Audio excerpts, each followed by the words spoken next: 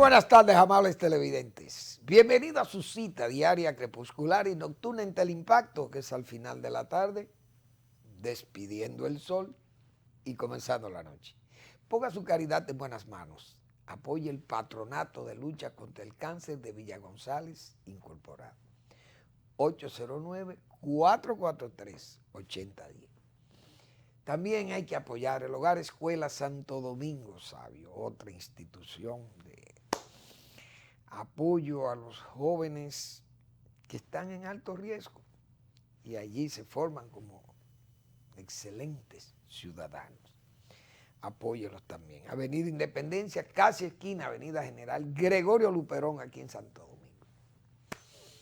Bien, hoy me enteré por la prensa que falleció ayer uno de esos maestros que uno tiene que recordar toda la vida. Porque es que fue un apasionado de la enseñanza. Él se sembró en el aula.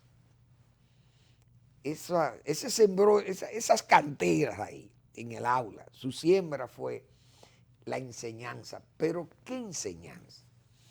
La enseñanza de la química, la ciencia.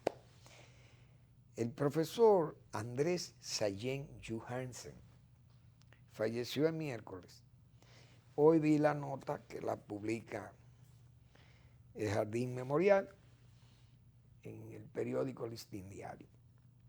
El profesor Andrés Sallén, señores, fue de los fundadores de la UNFO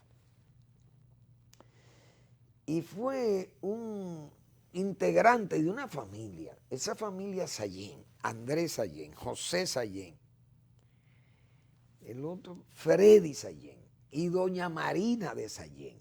Señores, esos eran 4 figuras que en la Universidad Pedro Enrique Sureño no solamente respetábamos, que admirábamos por esa entrega de esa familia entera a enseñar química y bioquímica. Eso era lo que esa gente sabía. Andrés Sallén, yo, Manuel Fermín, tuve el placer y el honor de ser su estudiante de una de las materias más difíciles que hay en la ciencia química, que es la química analítica o química cuantitativa. Señores, esa materia, el profesor Andrés Sallén, un apasionado de la... y su lauro perseguido, la pasión es el aula.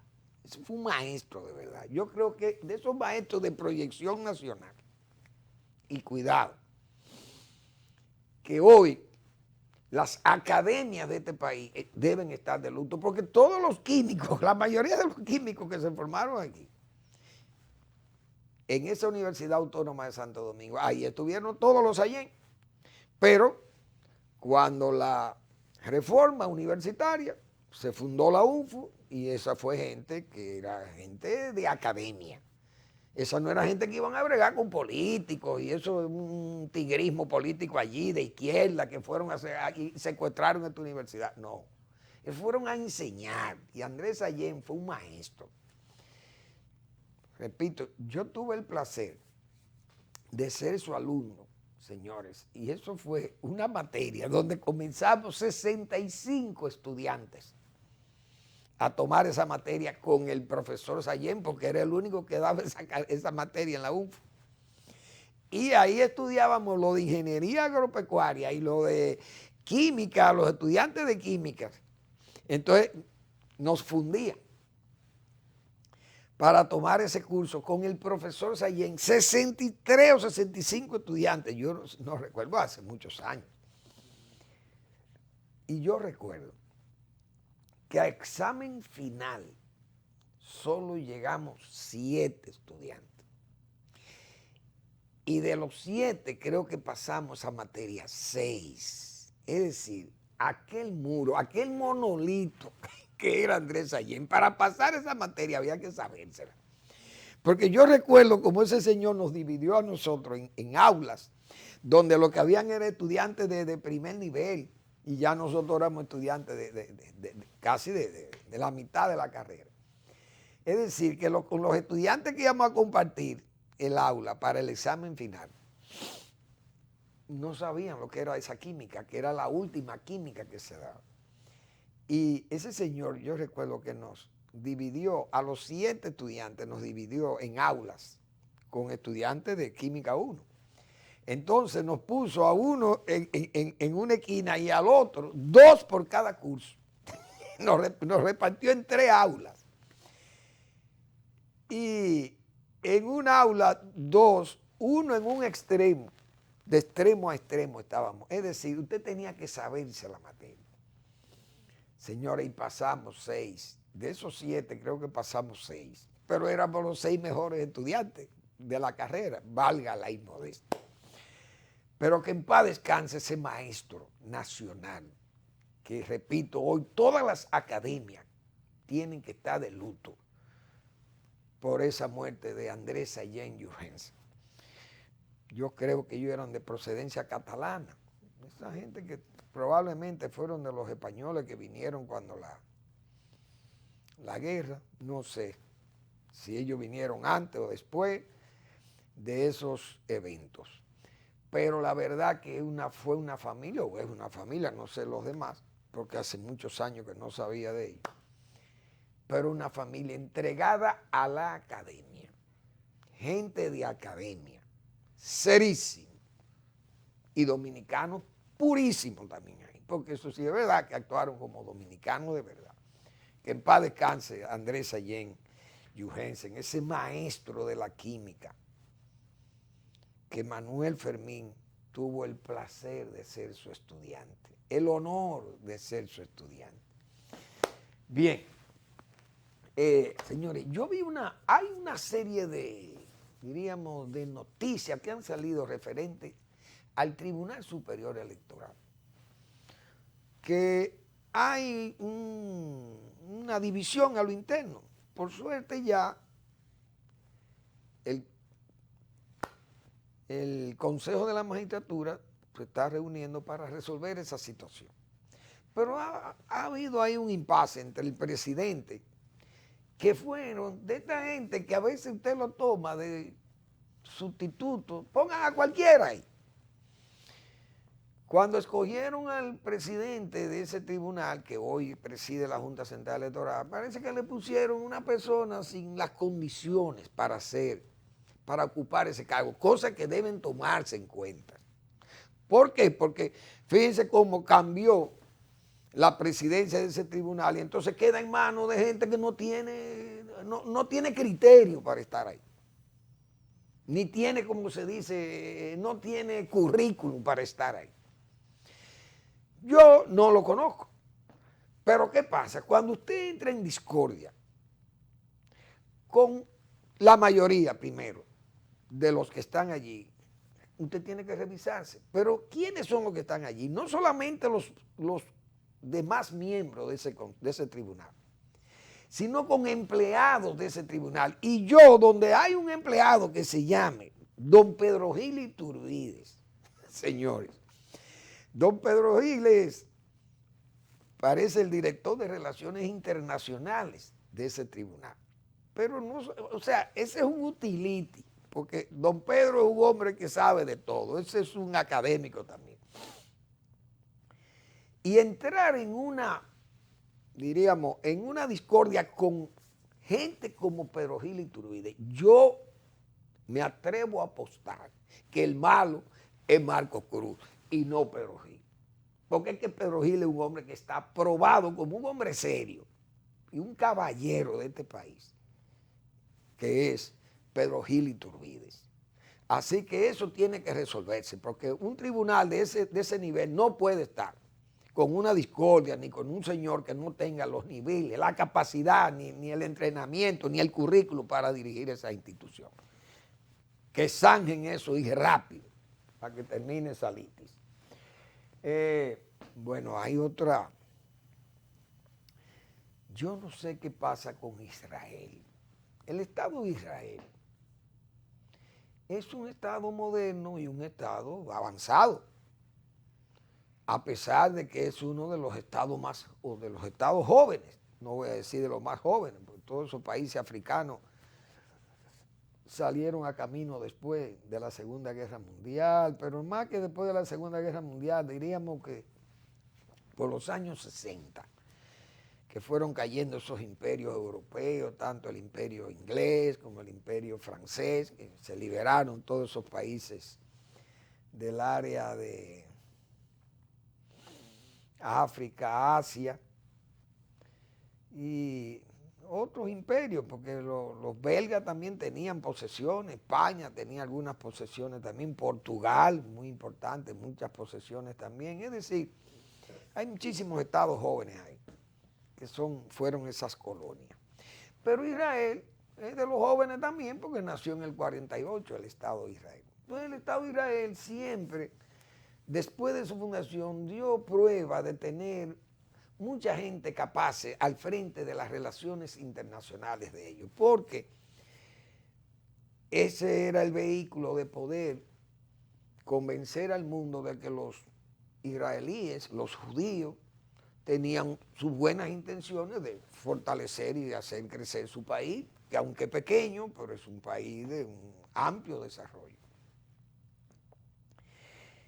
Y Israel siempre envió buenos diplomáticos a todos los países con los que tenía relaciones. Aquí a República Dominicana siempre vino un buen equipo de diplomáticos judíos y buenos técnicos. Yo recuerdo el attach técnico de la embajada, mi amigo y profesor mío también, Efraín Keisari. Ese cuerpo técnico, Isaac Massá, eso eran gente extraordinaria, trabajadores, ejemplares en el trabajo y en la capacidad. Profesores míos los dos, Efraín Keisari e Isaac Massá, en la Universidad Pernambucaneña también, mientras estuvieron dando servicio aquí. Pero recuerdo también un embajador que nos daba charlas, Johannes Bain, excelente también. Y eran, bueno, siempre han sido excelentes diplomáticos, pero ahora han enviado un diplomático aquí que parece que el hombre no tiene entrenamiento de ser un buen diplomático. El hombre es contestatario, se parece al diplomático chino, que es muy contestatario. Entonces él quiere contestar todas las cosas que se escriban de Israel aquí, desconociendo quiénes son las personas que escriben sobre eso. Él no conoce a Ubi Rivas. Entonces cataloga a Ubi Rivas como que Ubi Rivas es un enemigo de Israel y un amigo de Hamas como periodista, un admirador de Hamas y de los terroristas que la emprenden con Israel.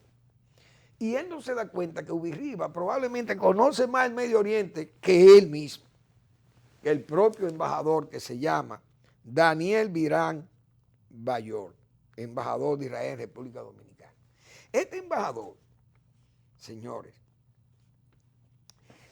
dice aquí, el diplomático reaccionó a un artículo que Ubi Rivas publicó en este diario el pasado lunes, es decir, en el periódico Hoy, donde escribe Ubi, pero Ubi es un estudioso de los problemas del Medio Oriente y se ha encargado por años, pero decenas de años, de estudiar la situación política, diplomática, militar que hay en la zona, y es un conocedor profundo de los problemas del Medio Oriente, principalmente del área palestina, ese conflicto palestino-israelí. Entonces Ubi ha escrito señalando los errores de Israel, como nosotros que le señalamos a Israel. Pero yo soy amigo, yo soy un admirador de Israel, pero tengo que criticar las cosas malas de Israel. Por ejemplo, esa litis que tiene Israel con Irán, yo soy pro Israel, porque yo sé que ese grupo iraní, cuando habla de que quiere destruir a Israel, eso es un abuso. ¿Por qué? Porque Israel es un país que tiene y necesita estar ahí donde está, porque ellos son de ahí es que necesita formarse el Estado. Pero ¿qué pasa? Que Israel quiere permanecer ahí con una paz a la carta. Como hemos dicho nosotros otras veces, Israel quiere ser juez y parte. Pero usted tiene que entender que los palestinos son tan de ahí como usted. Entonces usted tiene que cederle su espacio a ellos y eso se lo concedió las Naciones Unidas en el 48, que los palestinos lo rechazaron porque ellos no aceptaban a Israel. Un error. Siempre se le ha señalado eso. Que los israelíes son extraordinarios. Aquí me han oído decir que yo admiro a Israel, que los premios Nobel, son 170 premios Nobel de gente israelí. Hoy, precisamente, hoy muere, un día como hoy murió Robert Koch. Él es alemán, pero para mí Koch, ese apellido es judío para mí. Y él es Hermann Koch. Entonces, sospecho que es judío. Pero en el 1905 le dieron el premio Nobel a ese bacteriólogo que fue el que descubrió el bacilo de Koch de la tuberculosis y el del cólera, la bacteria del cólera también. Es decir, Robert Koch, en 1905 le dieron el premio Nobel a Robert Koch de medicina, pero ese mismo año se lo dieron de física a Albert Einstein, otro judío. Es decir, nosotros admiramos a los judíos, pero yo no puedo admirar que Israel quiera tener una ocupación por goteo en Cisjordania y quiera ocupar todos los terrenos de los palestinos y no darle ni un espacio a los palestinos porque ellos son los dueños de la zona y ellos son los que tienen que controlar. Usted no puede mantener una paz a la carta. El río Jordán lo administramos nosotros. Entonces nosotros usamos 400 litros por persona y ustedes nada más pueden usar 150. Aeropuertos no se le acepta aeropuertos ni ejército. ¿O y qué estado? Entonces, ¿qué es lo que ustedes quieren que hagan? Entonces, eso no lo entiende este señor, el embajador. Entonces, cuando Ubi dice que es un abuso que Israel bombardea a Gaza y lo destruya, uno sabe que también los de Hamas son unos irresponsables, igual que los de Hezbollah, porque retan un ejército tan poderoso como el israelí. Es un abuso de ellos y cubrirse con los civiles. Este señor, yo voy a leer lo que este señor ha escrito en parte, porque eso es muy largo el artículo. Pero para que ustedes vean la equivocación de este señor. Vamos a la pausa.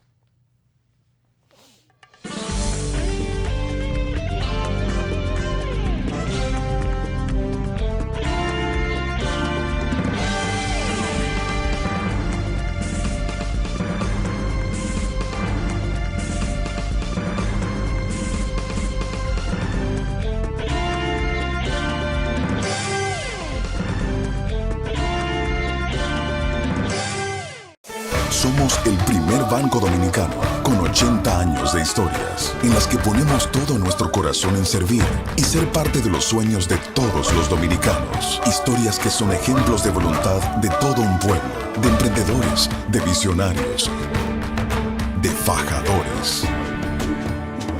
Historias de momentos donde nos levantamos, donde avanzamos, donde nos hacemos más productivos. Historias de gente que cree, que se supera, que proyecta nuestra cultura, que nos representa, dispuesta a construir nuevos caminos. 80 años sumando historias que nos llevan a nuevas fronteras, como el inspirador de la voluntad de todo un pueblo. Banreservas, el banco de todos los dominicanos. El Banco Central hace política monetaria.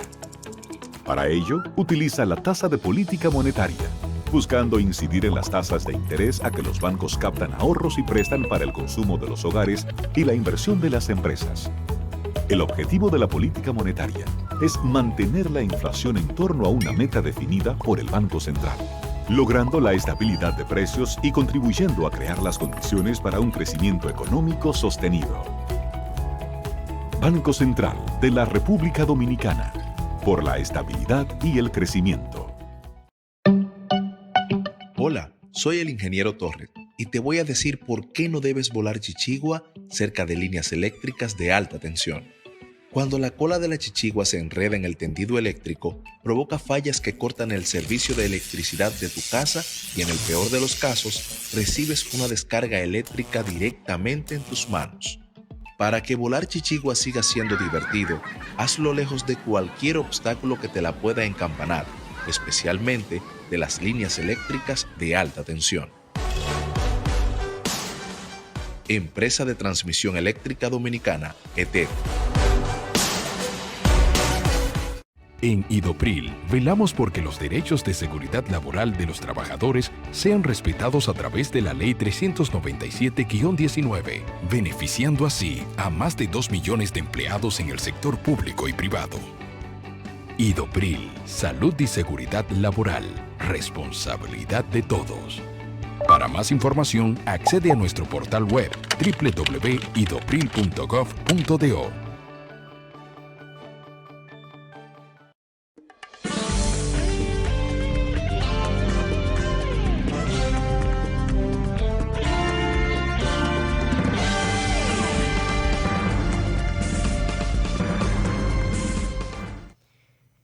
Esta es mi respuesta para su artículo antisemita, le dice el señor, señores, Virán Bayor a Ubi Rivas. Este señor no conoce ni el país, este caballero.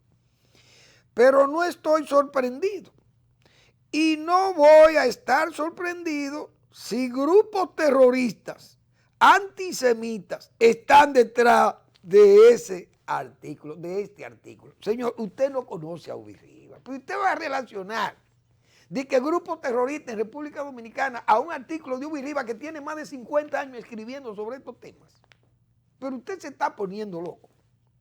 O usted no conoce el país, no conoce los periodistas de aquí, no conoce a la gente. Pues usted no puede hablar de eso, hablar de que de terrorismo.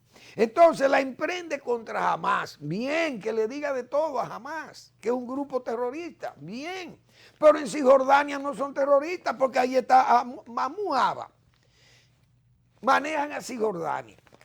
Pero Israel tiene un comportamiento, no lo bombardea, pero tiene un comportamiento de ocupación, de ejército interventor. Entonces ahí no le tiran tiros, ni le tiran bombas, ni le tiran cohetes en Cisjordania. ¿Y por qué no tienen ¿y por qué tienen la misma actitud ahí? Entonces liberen a Cisjordania, que es un terreno que se lo cedió Jordania a los palestinos. Y ustedes no quieren ceder a Jerusalén para dividir a Jerusalén como una ciudad internacional, según la... Entonces Naciones Unidas también es antisemita, que tiene 27 resoluciones diciéndole a Israel que acate las decisiones de Naciones Unidas de que Palestina necesita un Estado. Este señor, lamentablemente, para mí es el más bruto de todos los diplomáticos judíos que han venido al país. Una embajada que se ha alejado de mucha gente, porque yo recuerdo, señores, a esa embajada de Israel, hacían un evento y íbamos muchísima gente, amigos de los judíos, de los israelíes. Pues ya yo acabo de citar a Efraín Keisari. Yo no me perdía una visita a la embajada de Israel cuando Efraín Keisari e Isaac Massá estaban aquí. Ubi Rivas era invitado a todos los eventos que se hacían en la embajada de Israel. Ubi Rivas es invitado. Entonces, ¿cómo este señor va de terrorista y de antisemita jurado? No, lo que pasa es que Ubi Rivas conoce los problemas y saben que ustedes, cuando le molestó, parece, al embajador de Israel le ha molestado que Ubi dijo que los palestinos fueron echados a palo y a tiro y le quitaron su tierra y sus propiedades. No fue eso lo que hizo Israel. ¿O no fue eso lo que hicieron los judíos para asentarse allí también? Expulsaron a los palestinos, y todos los palestinos viven ahora errantes como estaban los judíos, pero los judíos regresaron a su país. Excelente. Y nosotros apoyamos eso. Y somos muy buenos amigos de Israel, pero los palestinos tienen el mismo derecho porque es que son de ahí. Entonces el señor Virán no sabe eso, parece. O es un fanático judío de estos sionistas. Si usted es un fanático sionista, no va a haber razón. Israel tiene toda la razón para él. Pero resulta que es lo que acabamos de decir. Israel quiere una paz a la carta. Oye, usted sabe lo que usted plantear en Israel, que Israel es un estado judío. Que el que no es judío no es de Israel. Y entonces ahí hay millones de árabes que nacieron y se criaron ahí, que son israelíes, árabes, pero son israelíes. No, pues ellos lo quieren desconocer como no israelíes, no son judíos, porque ellos no pertenecen al Estado judío. ¿Y qué política es esta? Entonces el señor Virán que se revise, que pide excusa o que se largue para Israel, pues lo manden a buscar a la cancillería israelí, pues ese señor no sabe lo que tiene entre manos. Ay, Johanan Ben. Dios mío. Bueno, señor, en el plano local, como decían en Radio 1000 informando, ay, Dios mío. aquel noticiario tan importante de Jiménez Mazo, que en paz descanse Jiménez Mazo, es mi amigo Jiménez Mazo.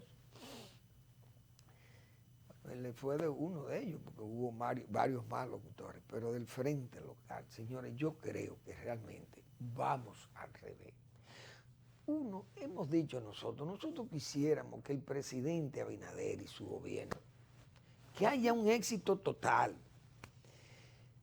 No hay razón para que el gobierno, por falta de un buen asesoramiento, por falta de controles y ese tipo de cosas, no sea una gestión exitosa y corra los riesgos que nosotros hemos dicho ayer.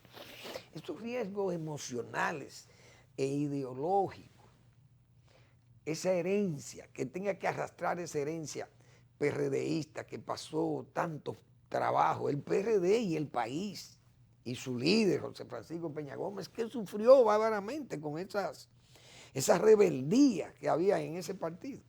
Y su gobierno entonces, esas mismas divisiones, esas fratrías, se llegaban a los gobiernos y creaban tantos problemas, señores, que dividieron el Senado. Hubo 2 senados. Hubo un Senado bicéfalo.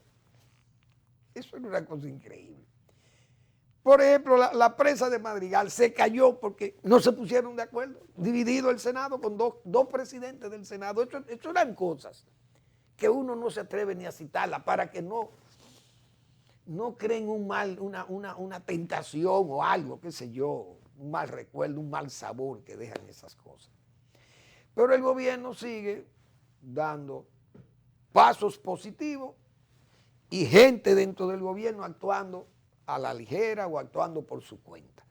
¿Por qué? Porque no hay un control todo absoluto. El presidente está en viaje, va a Barahona, de ahí va para Baigüey, de ahí va a Puerto Plata, de ahí a Macorís, de ahí a... Entonces, un gobierno que está en la calle.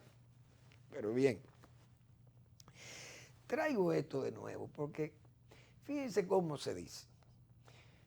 Vamos a controlar que los pasajeros que vengan a este país tienen que venir y ser chequeados para fines de no introducir las cepas británicas o brasileñas del virus.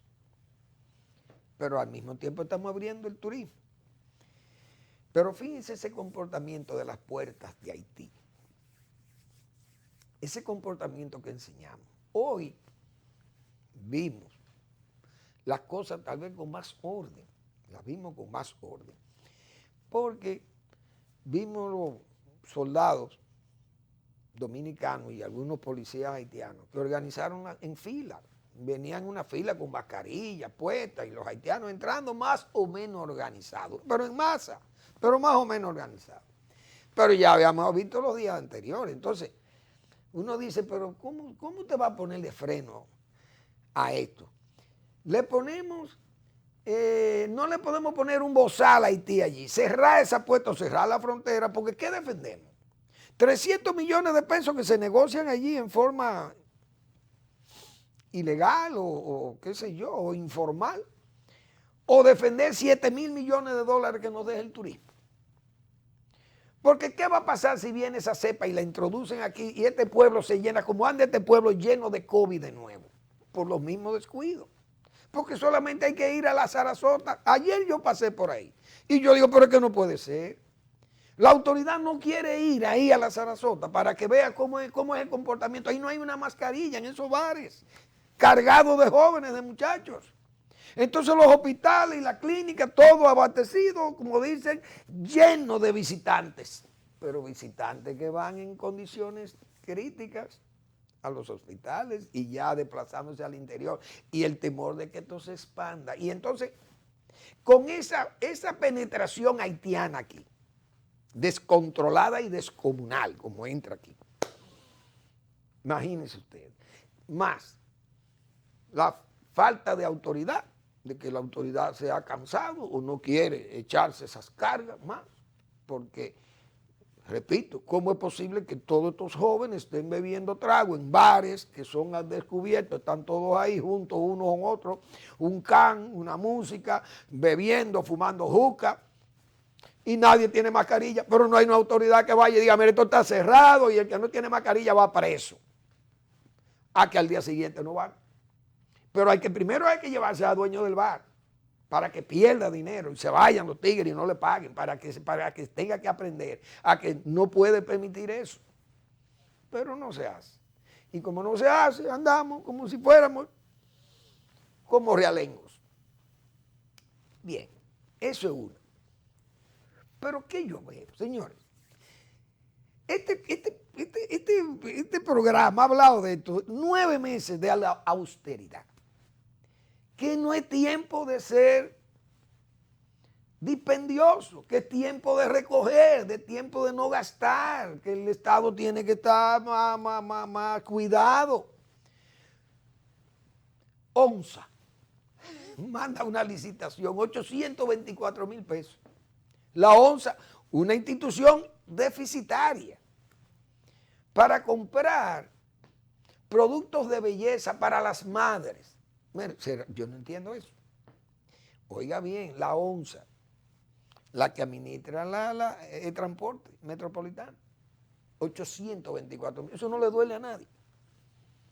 Pero el INVI gasta 850,000 pesos para un diseño de la fachada, una nueva fachada para esa institución pública. Se gastan 850,000 pesos. ¿Ustedes creen que un gobierno que esté hablando de una reforma fiscal, se justifica una reforma fiscal cuando un Estado es un Estado botín o un Estado elefantiásico, que además es un Estado débil, porque lo hemos visto ahí, es un Estado que ha habido un desvío en él con respecto a la migración, a la ciudadanía. Ha habido una huida a ser, diríamos, el garante de la nacionalidad dominicana. Miren cómo lo hemos visto todavía el presidente otorgando nacionalidad en forma oculta, ni siquiera discreta, oculta. Es decir, tenemos un Estado botín, es como si fuéramos con 2 maletas. El Estado botín en una y el Estado elefantiásico y débil en otra. ¿Cómo es posible que cuando se hable de una reforma fiscal nosotros estemos haciendo esos gastos, esos fastos o esos gastos fatuos? Eso es una barbaridad. Realmente penoso que no haya conciencia de que estamos en un Estado que necesita de ser cuidado. El gobierno, las arcas del Estado no pueden estar tan expensas que cualquiera allí gaste dinero y haga lo que le dé la gana con el dinero público. Eso me llamó a mí muchísimo la atención porque digo, bueno, pero ok, son pequeñas partidas, dirán, pero es que se siente eso. Que gastan 400, que sé yo cuántos mil pesos en un desayuno por allí o que se fueron. Esas cosas no se pueden hacer. ¿Por qué? Porque crean ronchas o crean malestar. Cuando usted le quiere aplicar una reforma fiscal a un pueblo, y usted le presenta este nivel de dispendio. Fíjense lo que pasó con el PLD. Ese gobierno, 8 años, el gobierno de Danilo, pero no solamente el de Danilo Medina, venía cuando Leonel Fernández, porque el Estado, lamentablemente con Leonel, venía de sustituir a Balaguer. Entonces, Balaguer era un modelo que era antitético a todo este gasto. ¿Por qué? Porque Balaguer, cuando se gastaba, era el dinero que se recaudaba, no el dinero que se tomaba prestado. Entonces, en el gobierno de Leonel Fernández, bueno, hubo préstamo.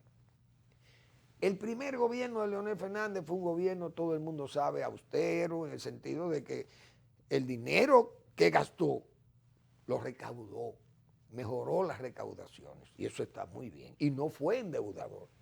Desde luego, ya cuando llega el gobierno de 2004, encuentra un desorden, un desgaste, un Estado prácticamente expirante. Y Leonel Fernández recupera la economía, se recupera el país, se recupera la riqueza, pero vienen los problemas de las crisis, vienen los endeudamientos y hay que endeudar el país, lamentablemente. Pero el Estado moderno, crear ese Estado moderno, traía una serie de gastos y de malgastos. Y seminario por aquí, embajada por allí, embajadores por allí, los salarios aumentaron en forma, yo no diría demencial, estrambótico. Bueno, aquí se va a acabar la corrupción porque vamos a ganar más dinero. Vamos a ponernos 50,000 pesos. Yo me acuerdo, ese era el salario de un ministro, 50,000 pesos para que no se robe. Y eso fue risible, por no decir frustratorio.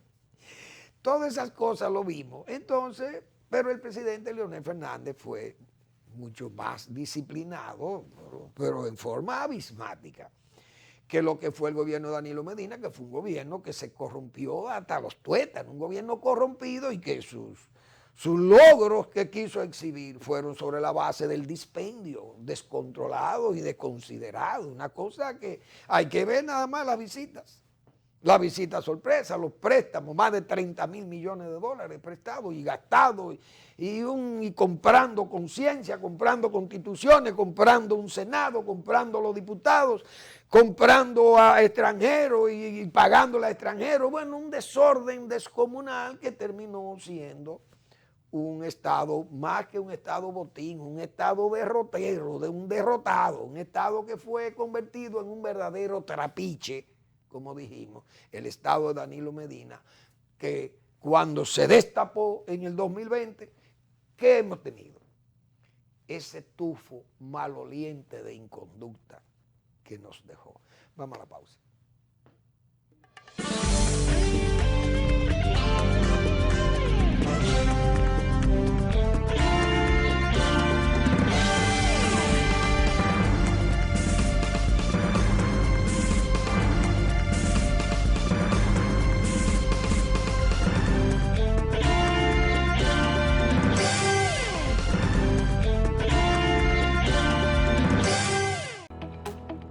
El Banco Central hace política monetaria.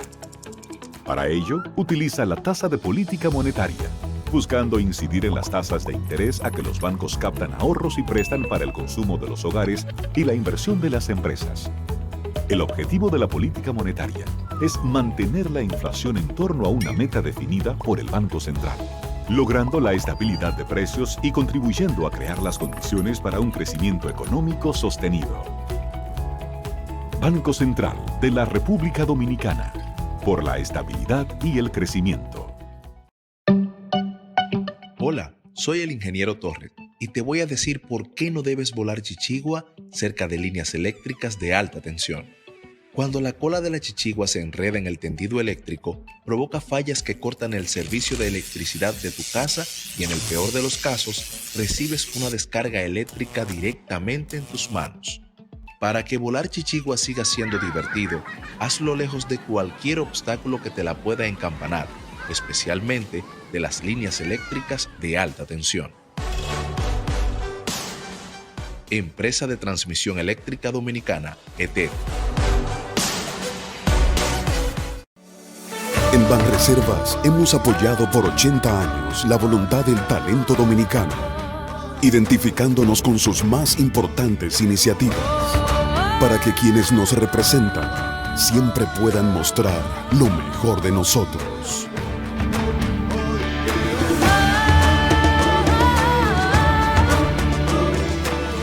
Banreservas, 80 años siendo el banco de todos los dominicanos.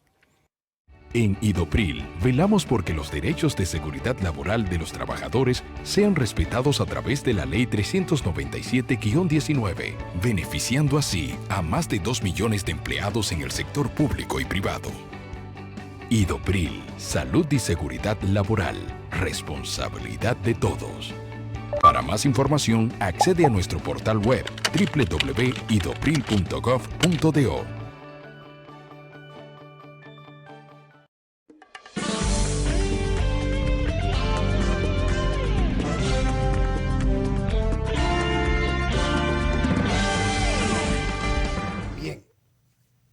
El doctor Marino Vinicio Castillo tiene esta semana en su blog la pregunta, el tumor, el complot, esa serie de 3 artículos, el complot tumor latente 1, 2 y 3, el tercero es el de esta semana. hay que leer esos trabajos de Marino Vinicio Castillo, que son tan pedagógicos, hemos dicho.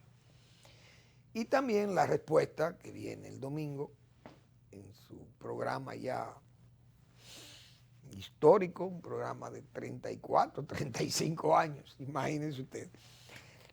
Es una verdadera tribuna, un faro de lo que es el pensamiento de Marino Vinicio Castillo. La pregunta y la respuesta. Bien, yo viendo esta foto del Nacional, porque aquí hay mucha gente, señores, aquí hay mucha gente que se ha organizado, se ha organizado para desorganizar, o se ha organizado para organizar sus bolsillos o sus patrimonios. Porque surgen unos gremios tan raros y tan difíciles. Decía yo el día pasado, fíjense cómo hay unos gremios aquí, de obreros y de... Esos gremios agropecuarios, por ejemplo, esos son, se van cambiando las directivas, son los mismos. La misma gente, son 4, 5, 6 en cada gremio de estos. Se crean, pero es para mantener un control, una vocería, y para conseguir, no voy a decir prebendas, pero sí conseguir ventajas y conseguir facilidades para sus sectores o subsectores. Principalmente en el sector agropecuario, tengo muchísimos amigos ahí, hay gente bien, gente buena y todo, pero son las mismas caras que se van. Ya son caras, como yo he dicho, cansadas, y caras que cansan, muchas de ellas, porque es que se van repitiendo y no ceden a nadie más y solamente se quedan entre ellos, como si fuera un bien de familia. Esos son esos gremios. Pero hay unos gremios de obreros que también pasa lo mismo. Esos son generales, como dicen, como los peluches sin tropa, pero nadie sabe más hablar que ellos de eso. Y siempre están en todas las negociaciones y en todas las discusiones de pactos sociales, pactos fiscales, pactos salariales. Ahí están esas tres figuras que hemos dicho son voceros de todo y únicos. Son voceros de todo el problema social y únicos. Óigase bien. Entonces, decía yo, son una suerte de conocedores de esa mitología obreril. Nadie conoce más de eso que ellos. Pero esa gente son insustituibles. Ahora no tienen 10 seguidores, no hay directiva ni nada, son 3 representantes, son 3 cabezas de 3 fantasmas. Las organizaciones no existen. Las centrales obreras, pero vaya usted a ver cuáles son las centrales obreras. Pero así hemos vivido en el país. Con los choferes, eso no se sabe ya. Yo recuerdo una vez que Freddy Veragoico decía, señores, los nombres de los sindicatos choferiles, ya hay algunos que son mala palabra, terminan en mala palabra, combinando siglas y cosas de eso. Es un enjambre de siglas y un enjambre de sindicatos que hay en lo de automóviles y guagua y cosas de eso y camiones, pero son todos ricos, súper millonarios. Y verdaderos mafiosos, la mayoría, todos. Y así hay una asociación de banqueros. Pero vaya a ver cuáles son los banqueros. No crea que son banqueros o banqueteros. Esas bancas de juego, de lotería y cosas. Y así se van organizando. Y este país está organizado con verdaderas mafias. Porque esa es la pura verdad. Hay hombres serios. Pero aquí hay hombres serios. Y la mayoría también, hay muchísimos sinvergüenzas en el Senado y en la Cámara de Diputados. Se ha dicho, eso es execrable lo que hay ahí. Eso hay que decirlo. El Senado que hemos tenido del 2012 para acá. Yo creo que no habíamos tenido un Congreso más execrable que lo que hemos visto nosotros ahora mismo. Esas cosas dan vergüenza. Esa es la pura verdad. Pues así van surgiendo. Pero es una sociedad que es una especie de vivero, de almacio para que crezcan estos oportunistas. El río Sama, miren cómo está. El Nacional, que es genial, con su portada siempre. Miren la basura acumulada. Y eso era más una parte, eso es una esquinita, como se dice, eso es una esquinita de la suciedad acumulada. y de la basura, de la contaminación que hay en esa red de agua dulce que termina en el Mar Caribe. Pero toda esa basura va al Mar Caribe también, mucha de ella.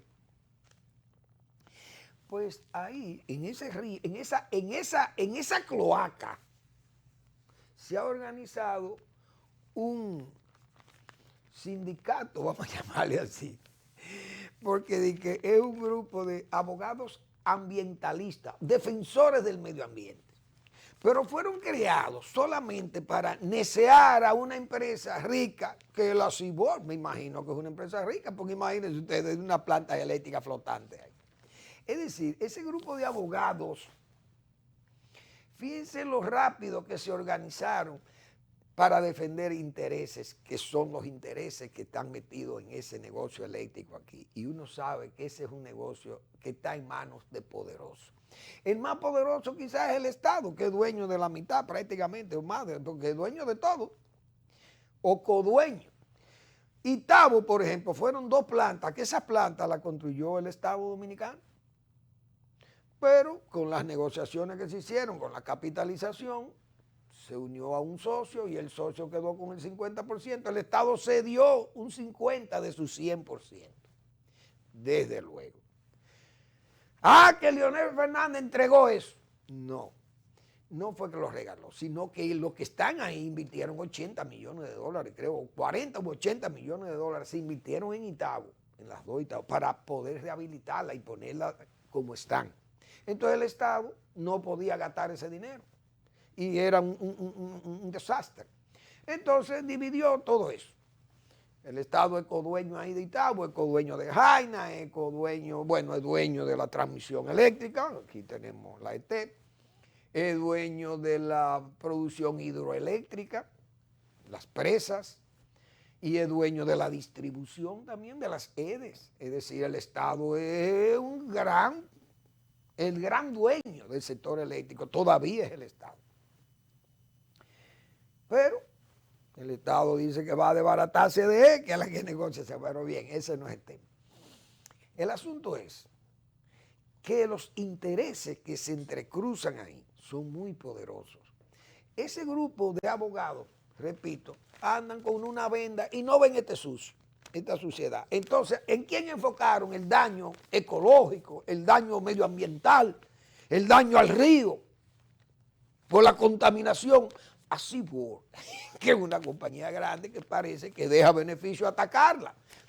1, vamos a ver qué sacamos de allá, y 2, ¿quién nos paga para que le ataquemos? Unos supuestos abogados ambientalistas, pero no ven esta suciedad, no ven esto, porque son los intereses creados, como yo decía aquí, de don Jacinto Benavente. Así no se puede. Es decir, ciegos o vendados o tuertos para una cosa, ciego y vendado para otra. Así no se puede ser. Pero es para que se vea el nivel de intereses que se entrecruzan con estas cosas en el país. Penoso eso. Da pena, honestamente, eso es penoso. Vamos a ver un tema que yo tenía aquí, que no recuerdo cuál fue. Veo el café. El café, señores, el café tiene un precio de oro negro, $155,98. Ese precio es extraordinariamente bueno para el café. Es decir, de 99, de 98, de 101 y 102 dólares ha subido a 155,98. Los grandes países cafetaleros, productores y exportadores ganando oro.